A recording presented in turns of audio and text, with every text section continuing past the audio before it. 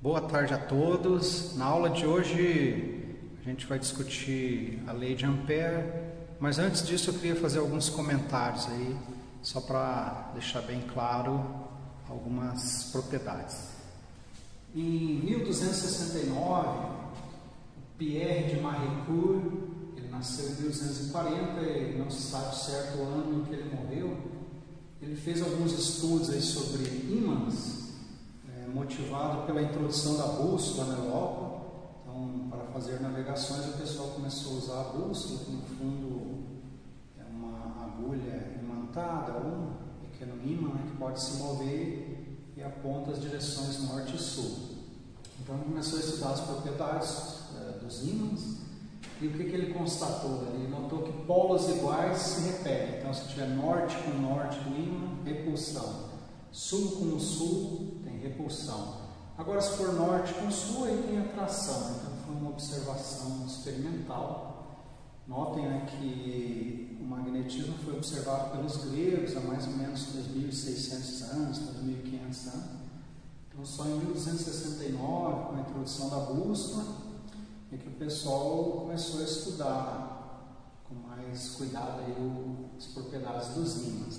Então, a bússola foi muito importante para as navegações, porque o pessoal se guiava pelas estrelas, mas durante tempestades prolongadas, não se enxergam as estrelas, seria difícil de se orientar.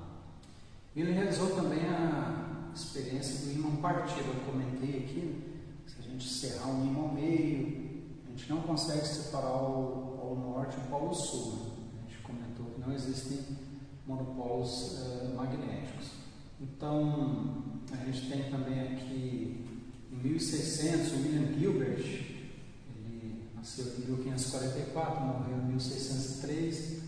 Nós estamos vivendo aí uma pandemia neste ano de 2020, então, como curiosidade, ele morreu por causa da peste negra. Ele era médico lá da Rainha Elizabeth I da Inglaterra, então foi vítima da peste negra. Ele descobriu a imantação ou magnetização, ou seja, se você aproximar um ímã, por exemplo, de um prego, esse prego vai ficar imantado, vai se tornar um ímã.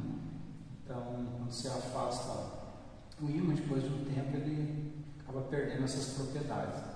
E ele notou também, o William Gilbert, que o ímã aquecido perde o seu magnetismo. Então, em 1269, a gente foi para 1600 e demorou para que novos estudos sobre os ímãs surgissem.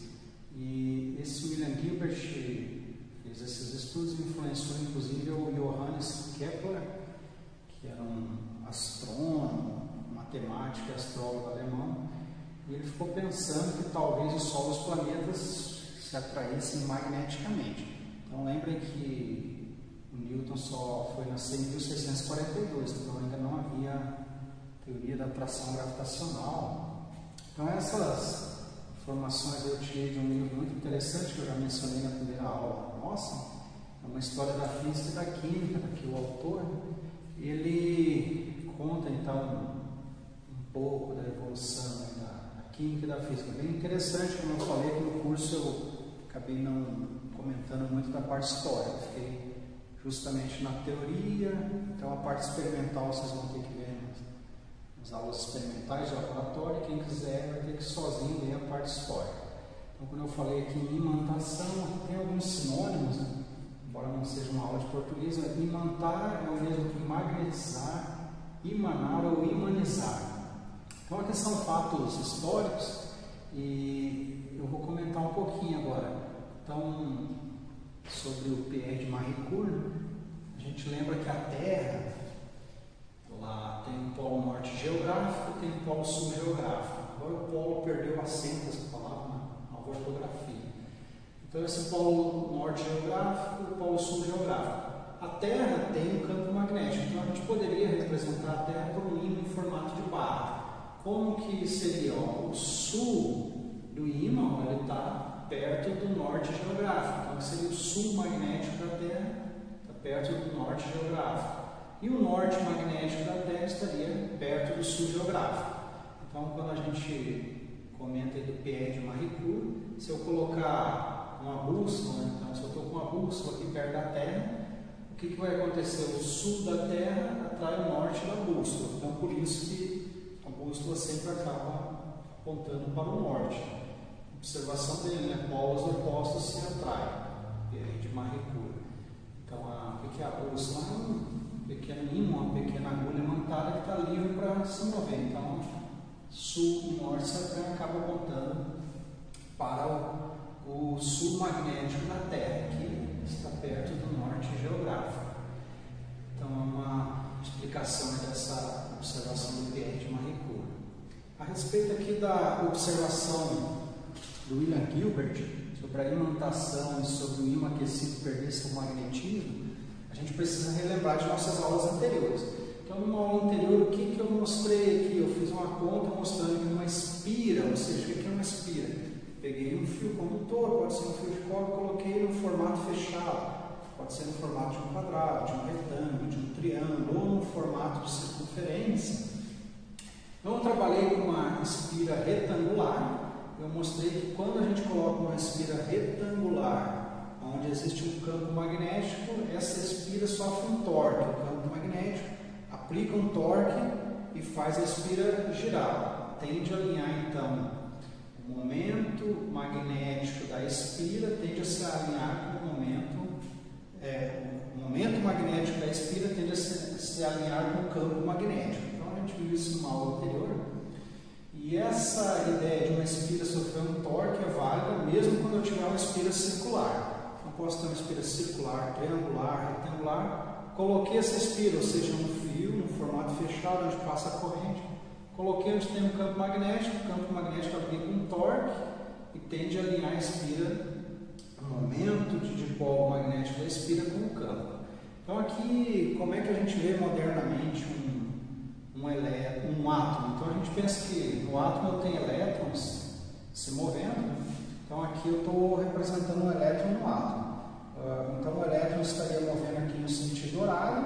Então eu marcaria uma corrente no sentido, não é a corrente convencional. Então se o elétron está se movendo no sentido horário, eu marco a corrente no sentido anti-horário. Então um elétron se movendo em torno do átomo é uma minúscula corrente.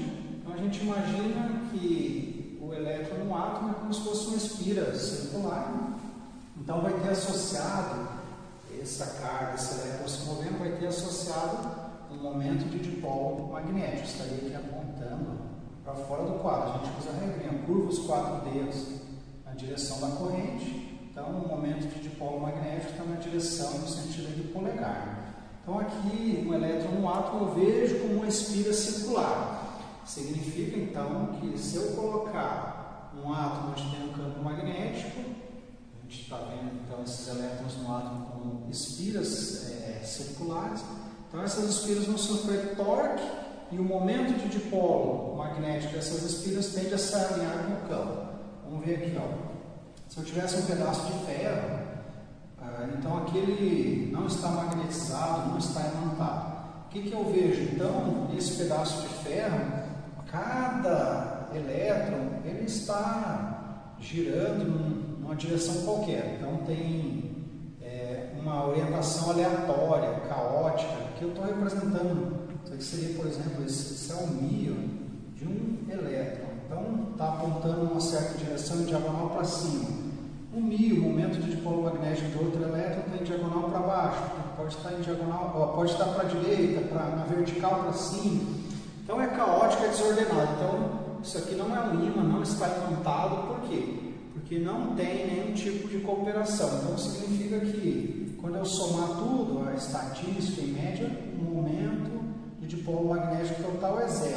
Mas quando tem um para cima, tem um para baixo, um para a direita, um para a esquerda. Lembrem que o número aqui de elétrons é gigantesco. Agora o que acontece quando a gente aproxima um ímã desse pedaço de ferro? Como que a gente faria isso nas nossas casas? Eu posso pensar que esse pedaço de ferro é um prego, por exemplo. Peguei um prego normal, não é um ímã, não atrai objetos. Aí eu vou aproximar agora um ímã desse meu prego, ou dessa barrinha de ferro. O que acontece? Então, o elétron no átomo é uma espira, vai sofrer um torque, ou seja, quando eu aproximo um ímã, o campo magnético do ímã vai alinhar os momentos de dipolo magnético. Então, isso aqui é o íon. Então, vai alinhar o momento de dipolo magnético de cada elétron. Olha, eles vão ficar bonitinhos aqui na minha escolha, ficou todo mundo apontando para cima, no momento de dipolo magnético. Então agora, quando eu somar, tem uma contribuição, uma soma vetorial. Então o momento de dipolo magnético total agora não é zero. A gente diz que essa barra de ferro está imantada, ou seja, ela age como um ímã, pode atrair outros objetos. Se eu afastar o ímã, então eu vou perder essa organização que eu tinha falado um dia, como se fosse um balé, uma ginástica rítmica. Então isso que acontece. Agora isso aqui até facilita a gente entender o que acontece quando eu aqueço um ímã. Essa experiência a gente pode fazer, né? Pegar um um ímã, né? Permanente. Você pode colocar uma chama, né? Um isqueiro, uma vela embaixo, começa a aquecer o ímã. O que vai acontecer? Então a gente lembra de Física 2 que aquecer, termodinâmica, o que é mesmo? A temperatura, uma medida da agitação das moléculas, da agitação dos átomos. Então eu começo a aquecer essa barrinha aqui de ferro, está imantado. O que é mesmo aquecer? Agitar, bagunçar os átomos, as moléculas. Então eu vou acabar desalinhando esses momentos de dipolo magnético. Então, de maneira bem resumida, é isso que acontece, que é a observação do William Gilbert. Se você aquece o ímã, ele perde o seu magnetismo. A gente sabe também que se eu pegar essa barrinha e começar a dar marteladas, bater, eu também vou eliminar as propriedades magnéticas, ou seja, eu estou mecanicamente, né, batendo com o martelo, estou desalinhando esses momentos de dipolo magnético. Então são observações experimentais. Naturalmente, né, que para a gente compreender tudo em detalhe é necessária a mecânica quântica. Aqui no nosso curso, eu disse que é um curso de Física 3, de eletromagnetismo clássico. Então algumas coisas, algumas propriedades, por exemplo, as propriedades ferromagnéticas, a gente só entende depois de estudar a mecânica quântica. Então, tem algumas peculiaridades, algumas propriedades que só a mecânica quântica permite entender. Mas aqui a gente tem uma visão inicial e a gente já tem uma ideia do que acontece. Então, tem a ver com um elétron se movendo em torno do núcleo, lá no átomo, e tem associado a esse elétron um momento de dipolo magnético. Então, aqui, se estiverem alinhados os momentos de dipolo magnético, eu tenho um ímã. Se não, eu não tenho esse ímã. Aproveito para lembrar que a gente costuma dividir os materiais magnéticos em três, a gente tem aqui três categorias. Então eu tenho materiais chamados de paramagnético. O que é um material paramagnético? Quando eu coloco esse material onde tem um campo magnético, o momento de dipolo magnético do material vai ficar paralelo ao campo. Então paralelo ao campo, B e I são paralelos, então é paramagnético. Tem alguns materiais, quando a gente coloca no campo magnético, o campo magnético e o Mi, o momento de dipolo magnético, vão ficar opostos, antiparalelos. Então a gente diz que é um diamagnético esse material. E tem também os ferromagnéticos, que são materiais que o momento de dipolo magnético se mantém mesmo quando eu tiro o campo magnético. Ou seja, eu aproximei o ímã, consegui alinhar paralelo ao campo ou antiparalelo ao campo, aí eu afasto o ímã, desaparece essa magnetização, volta a ser caótica. Mas tem alguns materiais que, mesmo quando eu afasto o ímã, eles se mantêm alinhados, pelo menos por algum tempo. Então, de maneira bem resumida, a gente teria essas três possibilidades. Eram alguns comentários só para deixar um pouco mais completo o curso. Agora a gente vai para a próxima lei, que é a lei de Ampère. Então, antes de apresentar a lei de Ampère, só relembrar um pouquinho e comentar. Na aula anterior, o que eu apresentei aqui para vocês? A lei de Biot-Savart, estabelecida, foi publicada em 1820, está aqui a lei. Vejam que tem uma integral, um produto vetorial. Aí eu fiz um exemplo do uso dessa lei. Então, eu calculei qual é o campo magnético produzido por um fio retilíneo muito longo, um fio infinito ou muito longo. Aí a gente chegou nessa expressão. O campo produzido é μ0, que é uma constante, corrente passando no fio, 2π, esse R é a distância entre o fio e o ponto onde eu estou calculando o campo. Então, vimos isso na aula anterior, eu deixo registrado aqui que depois eu vou comentar. Então, na eletrostática, que foi o nosso estudo na primeira área do curso, o que é mesmo eletrostática? A gente tinha lá o que? Cargas e repouso. Isso gera campo elétrico constante, ou seja, campo elétrico que não muda com o tempo. Então, se eu tenho carga e repouso, campo elétrico que não muda com o tempo, a gente chama de eletrostática. Então, a gente começou com a lei de Coulomb e quando tinha bastante simetria para resolver os problemas, a gente usou a lei de Gauss. Facilitava a vida, né? Quando tinha simetria, eu calculava a integral sem calcular. Um truque, tudo saía da integral, eu ficava só com a integral de algo conhecido, a integral de alguma área de superfície. Tudo isso a gente viu nas aulas anteriores, primeira área. Então aqui a gente está estudando a magnetostática. Então, o que seria essa magnetostática? A gente está pensando em corrente estacionária. O que significa isso? A corrente pode ser constante ou variável. Então, a corrente constante seria essa nossa corrente estacionária. A corrente variável, ela pode ser contínua, ou seja, crescendo sempre ou diminuindo sempre, ou ainda pode ser uma corrente alternada, que às vezes muda o sentido. As cargas estão se movendo num sentido, por exemplo, sentido horário, depois vão se mover no anti-horário, então tem corrente alternada. Então a gente tem corrente contínua, que é só num sentido, tem corrente alternada, então as cargas se movem num sentido, depois no contrário. Tem corrente constante e variável, então a gente está pensando numa corrente contínua e constante, seria aqui a nossa corrente estacionária, corrente contínua, num único sentido, e constante. Então, esse tipo de corrente gera campo magnético constante, ou seja, campo magnético que não varia no tempo. A gente diz que é a magnetostática. O que eu faço se o campo magnético puder variar no tempo? O que eu faço se o campo elétrico puder variar no tempo? É o assunto da nossa próxima aula, que eu vou falar da lei de Faraday e da lei de Ampère-Maxwell. Então, por enquanto, eu estou na magnetostática, ou seja, essa corrente minha aqui é constante. Então, vou apresentar agora a lei de Ampère, que foi publicada em 1826 pelo Ampère, está aqui o ano de nascimento, 1775, morreu em 1836. Ele era um físico, matemático e filósofo francês. Então, ele estudou e conseguiu escrever uma expressão. O que eu queria com esse meu comentário aqui, ó? Então, na primeira área, no estudo da eletrostática, a gente tinha a lei de Coulomb. Quando havia simetria, a gente podia usar a lei de Gauss. Agora, na magnetostática, a gente tem a lei de Biot-Savart, que está escrita aqui em cima. Tem uma integral, que é complicada de fazer. Mas quando eu tiver simetria, será que tem uma lei que me permita facilitar as contas?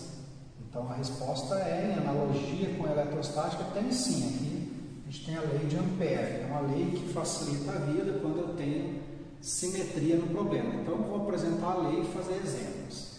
Agora, eu coloquei aqui a expressão da lei. O que diz a lei de Ampère? Então, a lei de Ampère, ela diz assim, que a integral ao longo de um caminho fechado. Então, o que é esse BL aqui? Ó? É um elemento de comprimento.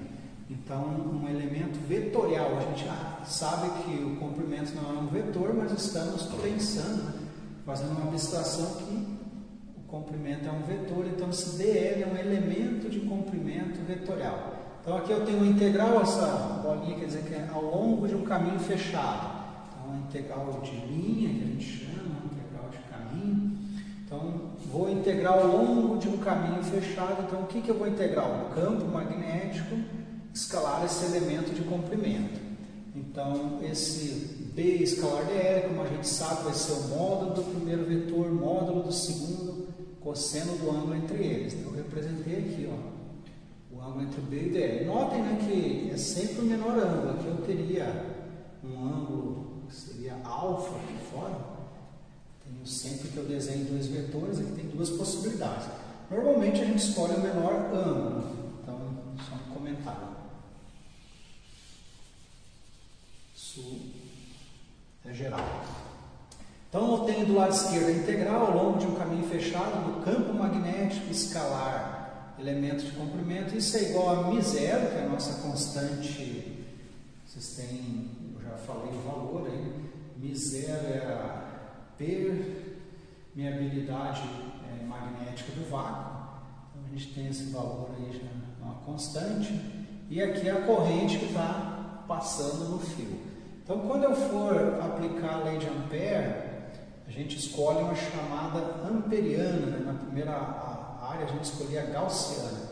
Então eu escolho uma amperiana ou laço de Ampère. Por exemplo, aqui eu tenho 3 fios. Como é que eu aplico essa lei? Tem 3 fios aqui, ó.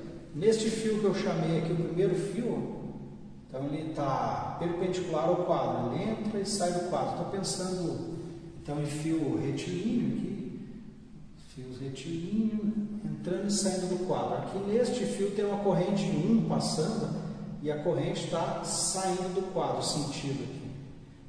Aí eu tenho um segundo fio, está aqui, ó, retilíneo, perpendicular ao quadro, entra e sai do quadro. Agora a corrente está entrando no quadro, essa corrente 2. E finalmente eu tenho aqui um terceiro fio. Ele está também perpendicular aqui ao plano do quadro. Então ele entra e sai do quadro. Agora a corrente 3 está saindo do quadro. Então eu tenho 3 fios, eu gostaria de usar a lei de Ampère. Como é que eu faço? Então eu vou inventar, vou imaginar que tem um caminho ao longo desses fios. Então coloquei aqui o caminho, escolhi com um formato qualquer esse caminho. Então esse caminho, essa curva fechada, tem que ser fechada, entendeu? O símbolo. Então essa curva fechada a gente chama de laço de Ampère ou amperiana.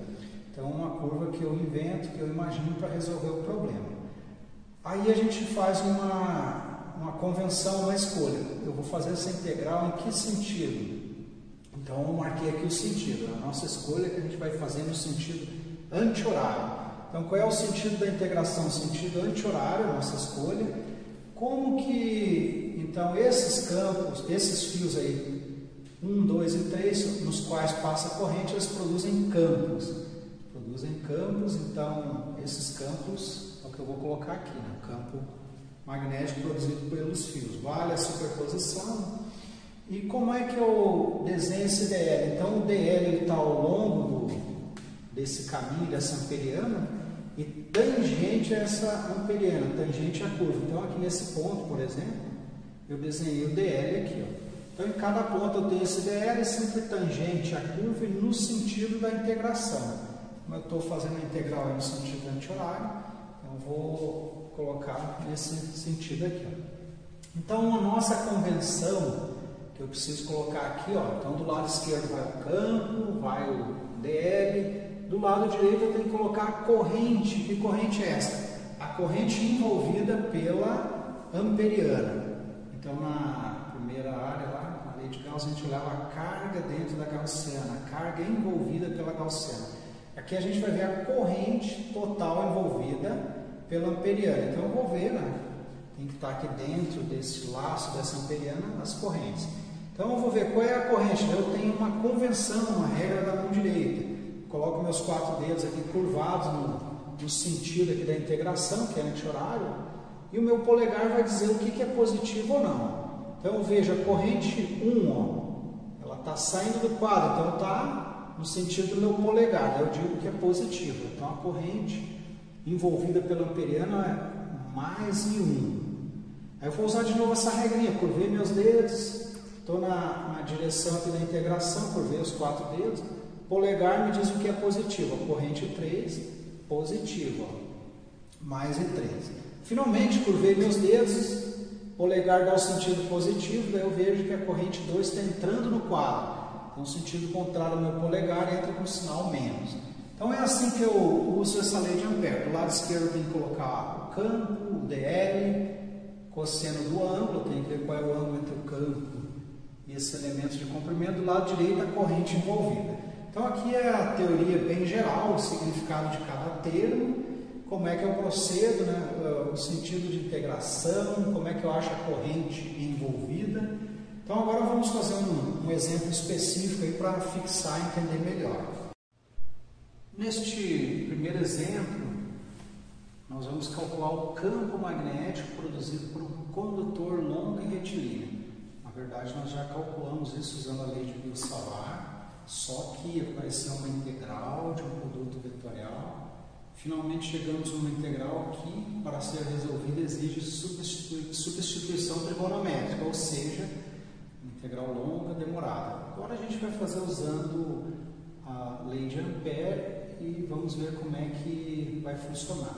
Então, a gente tem um fio retilíneo muito longo, seria um fio retilíneo infinito, olha, ele está entrando e saindo do quadro, perpendicular ao quadro, desenho aqui o fio, uma corrente saindo do quadro.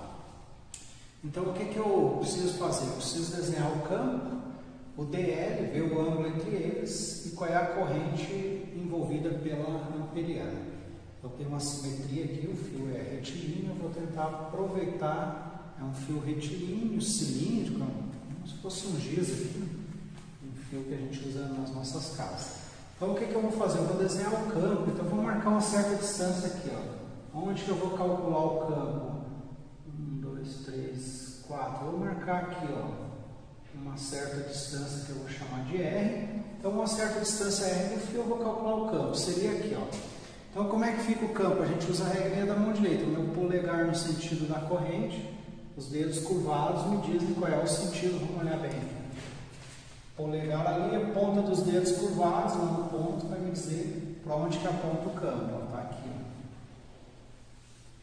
O campo magnético estaria aqui, ó. Agora, vou marcar um ponto aqui em cima. 1, 2, 3.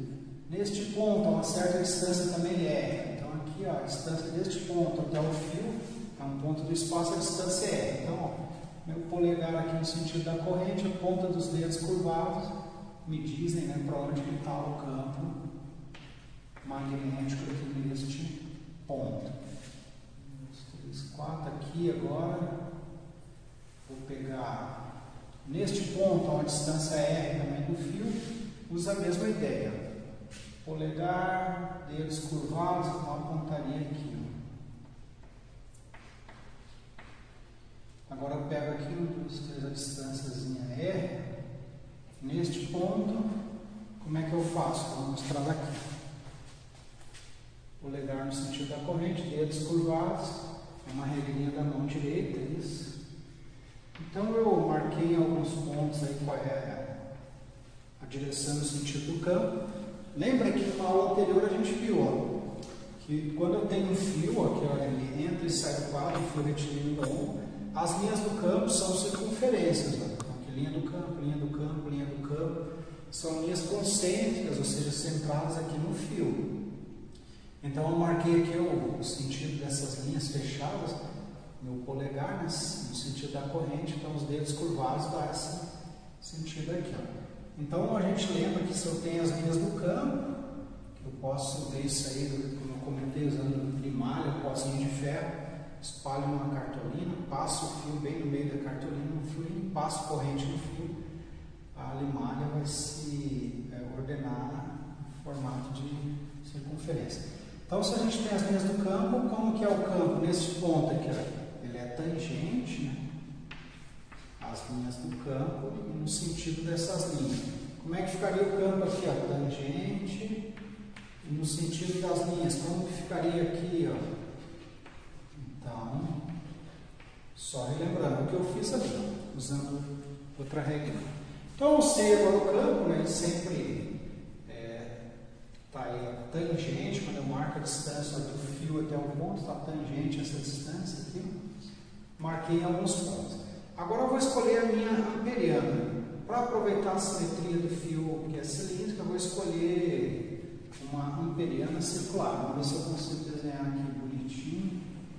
É para ser uma circunferência aqui. Vamos ligar esses pontos. Não vai ficar tão bonitinho, mas imagine que é uma circunferência perfeitinha. Então a circunferência de raio R é a minha amperiana. Então eu escolhi aqui, ó. Escolhi a amperiana. E agora eu preciso imaginar que essa amperiana é um caminho fechado e eu dividi em pequenos elementos. Cada elemento tem um comprimento dl e associado a esse dl tem um vetor dl. Então imagina que eu peguei aqui um pedacinho desse caminho. Então o vetor ele é tangente e no sentido aí da integração. Então a integração minha anti-horária seria assim, sentido da integração, aqui a integração é anti-horária, nossa escolha, né?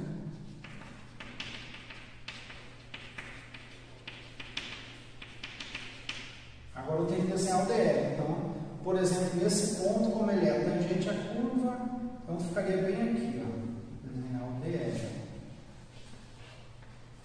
Como que ficaria aqui neste ponto? Também tangente à curva, ali também tangente à curva, aqui, ó.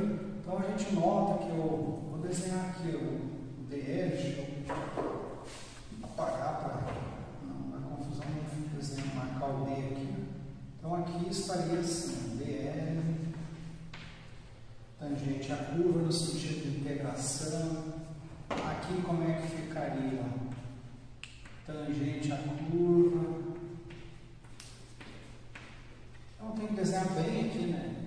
No ponto tangente. Estou desenhando do lado para a gente poder enxergar.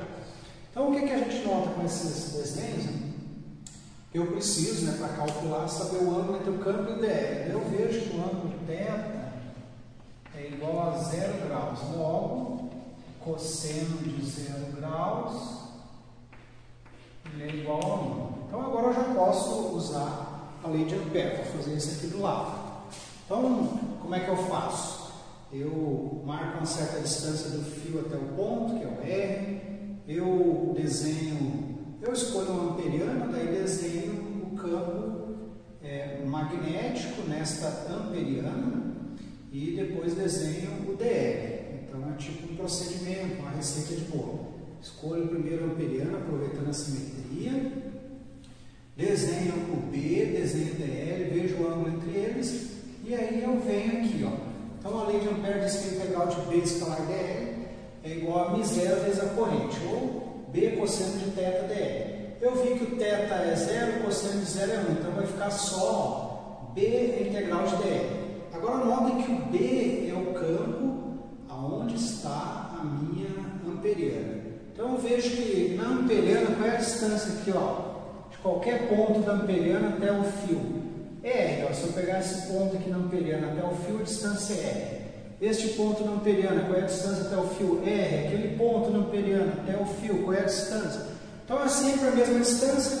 A gente sabe que o campo magnético, assim como o campo elétrico, depende da distância. Se a distância é a mesma, o campo não muda, eu posso tirar da integral. O campo é constante, sai da integral. Agora, o que é essa integral? A integral do dl, ou seja, eu dividi.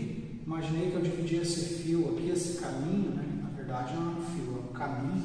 Dividi esse caminho em pequenos elementos, cada um de comprimento dl. Então o que é mesmo a integral de dl? É somar todos os dl's, vai dar o comprimento total deste caminho, desta curva imaginária. Não é um fio, o fio está aqui no meio. Evitem, né? Não confundam. O fio está aqui perpendicular ao quadro. Isso é um caminho, né? Que eu inventei, que eu imaginei.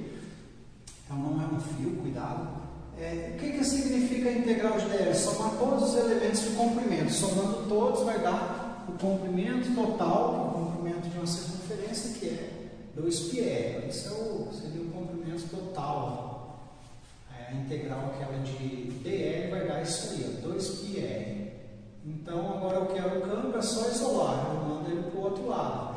Agora quem que é mesmo essa corrente aqui? A corrente envolvida pela amperiana. Então veja que a amperiana, a corrente que está passando aqui através da amperiana é a corrente I. Né?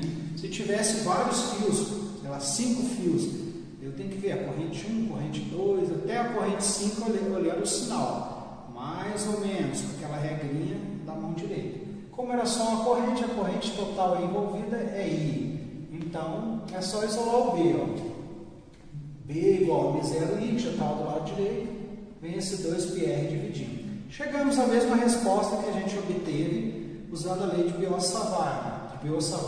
Só que aqui o caminho é bem curto, ó. A gente acaba nem fazendo a integral. O V é constante, saiu da integral, o θ era 0, o cosseno deu 1, e a gente sabe decora o comprimento, né, de uma circunferência, que é 2πr. Então é muito parecido com a lei de Gauss. Na lei de Gauss, o campo era constante quando tinha simetria, né? Quer ver isso?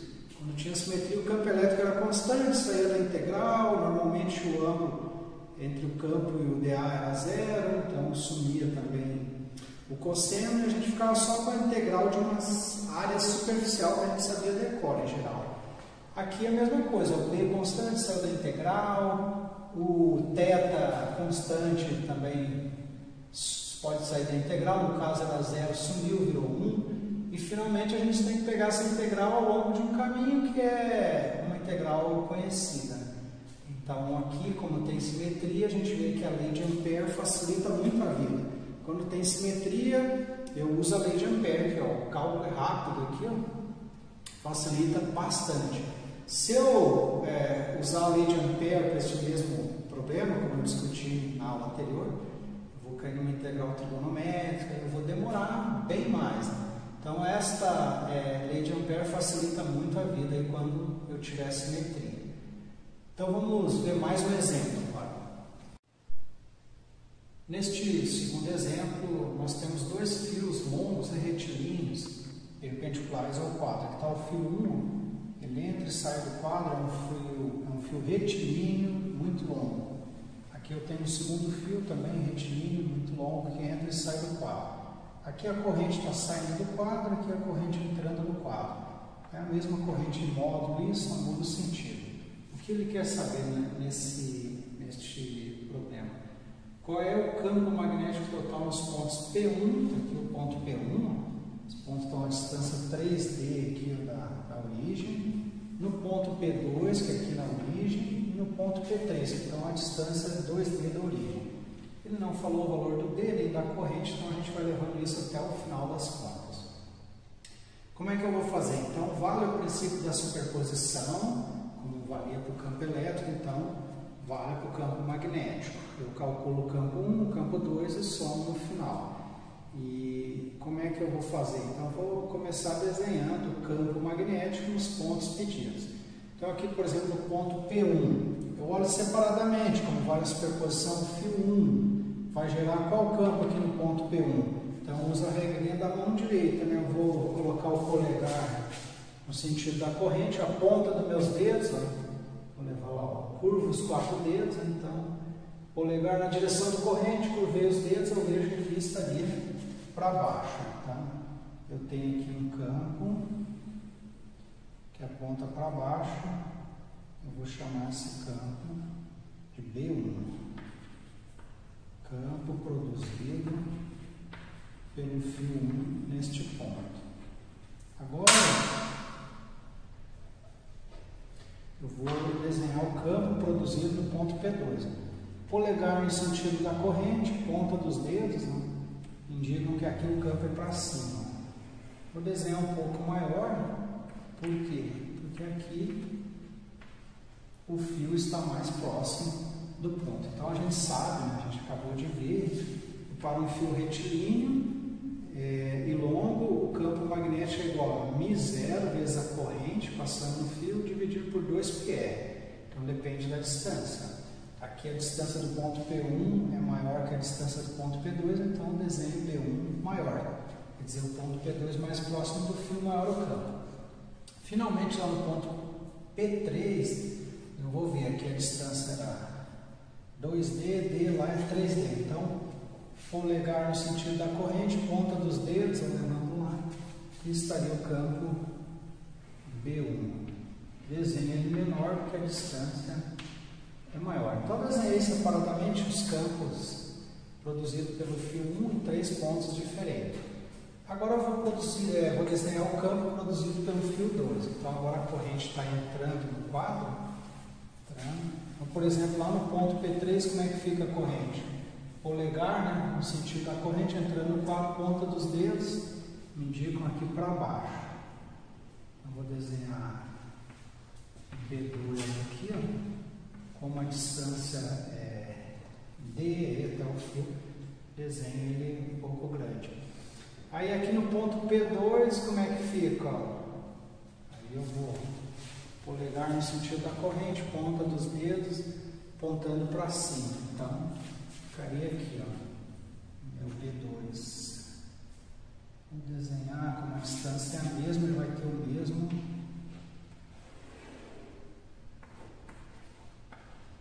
módulo, o mesmo tamanho do B1. A distância até o fio é dele, então, desenhei do mesmo tamanho. Finalmente, aqui no ponto P1, aí eu coloco polegar no sentido da corrente, entrando no quadro, levei a ponta dos dedos curvados até lá, ficaria para cá. Como está distância aqui é 3D, 4D, eu desenho ele bem menorzinho aqui, então B2. Então uso essa regra da mão direita, desenhei os campos nos pontos pedidos. Agora o que eu vejo aqui, por exemplo, no ponto P1? Um campo aponta para cima, a nossa convenção é positivo, o outro para baixo, negativo. Então, como é que eu calculo o módulo usando aqui a expressão que a gente acabou de obter, usando a lei de Ampère? Quem é o campo no ponto 1, gerado pelo fio 1? Então, é μ0 e 2π e a distância entre o fio e o ponto P1. Qual é a distância entre o fio 1 e o ponto P1? Vou olhar na figura. Daqui até lá, qual é a distância? Até a origem é 3D e da origem até o fio é D. Então, 3D menos D, 2D. Marquei ali. Qual é o campo produzido pelo fio 2 no ponto P1? Eu vejo μ0 e 2π que eu tenho que colocar a distância. Então, o módulo do campo é sempre μ0 e 2π vezes a distância. Depois que eu vou ver a questão do sinal do sentido. Então, qual é a distância do fio 2 até o ponto P1? Então, veja, do fio até a origem da D e da origem até o ponto P1, 3D. Então, vai dar 4D. Agora que entra a questão do sentido. Para achar o campo total, eu vejo na figurinha que o B1 aponta para baixo, então ele ficaria negativo, e o B2 ele aponta para cima, então seria positivo. Eu estou pegando só o módulo aqui, né?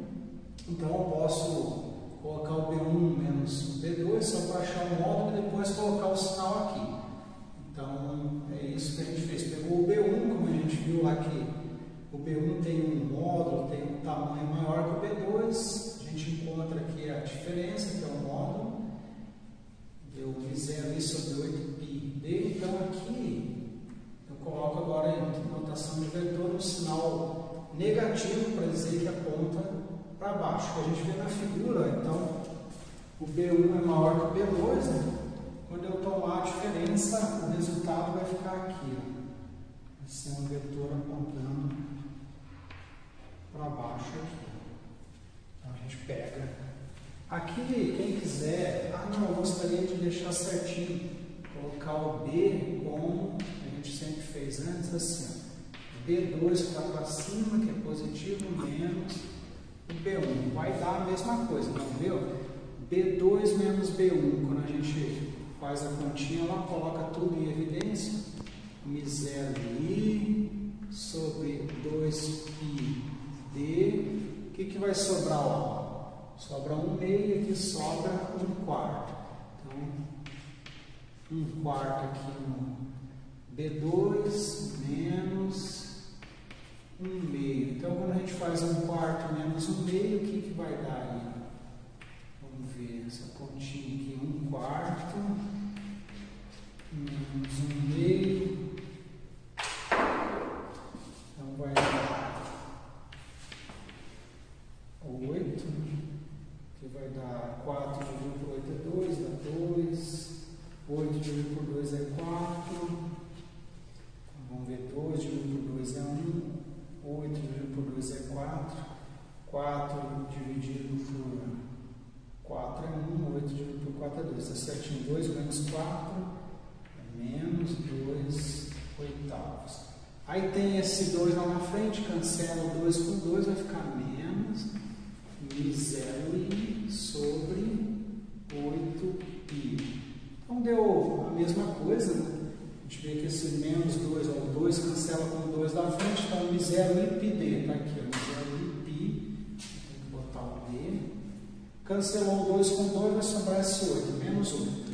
Mas como eu estou trabalhando com um módulo, tanto faz, né? Se eu pegar B1 menos B2 ou B2 menos B1, eu estou calculando só o módulo aqui, ó, sem símbolo de vetor. Então aqui que realmente eu indico o sinal, a direção e o sentido. Então aqui está dizendo que é na direção do eixo X no sentido negativo, o resultado é para baixo. Então, só para explicar uma maneira diferente de fazer, e nas outras áreas eu sempre botar um sinal como está aqui embaixo. Né? Posso fazer daquele jeito também, estou achando só o módulo. Muito bem, daí no segundo ponto, o que eu faço? Eu vou olhar quem é o campo B1, Mi0, Mi2, qual é a distância do fio 1 até o ponto 2, a distância dele, então só aparece com D1.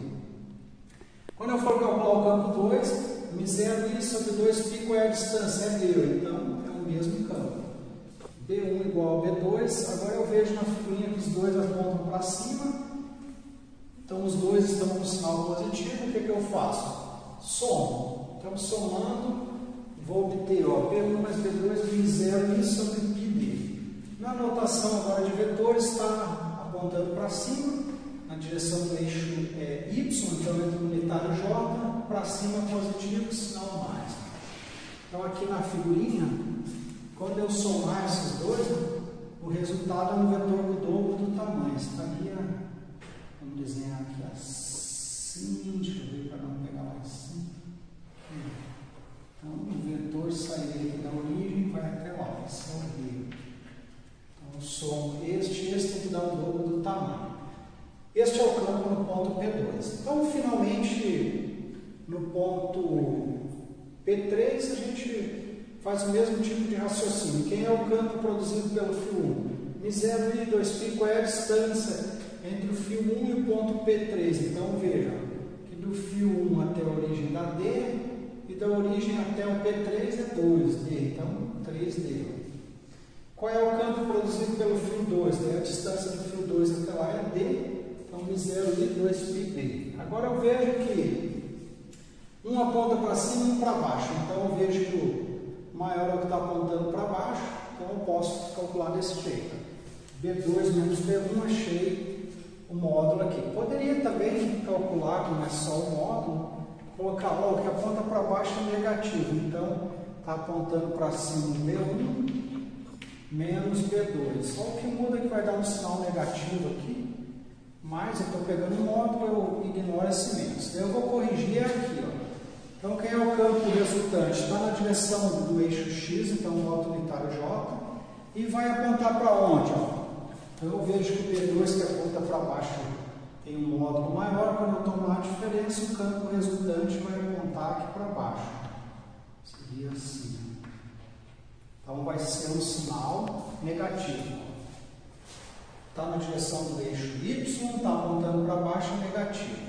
Muito bem, então este exemplo mostra que, como eu já sei, já calculei o campo para um fio retilíneo muito longo, quando eu tiver mais de um fio, aqui no caso eu tenho 2 fios, eu uso o resultado que eu já obtive para calcular o módulo, que o campo é Mi0, Mi sobre 2πr, que é a distância entre o ponto e o fio, e uso a superposição, olhando o sinal, que apontou para cima positivo, para baixo negativo, então é assim que a gente resolve. Era isso por hoje.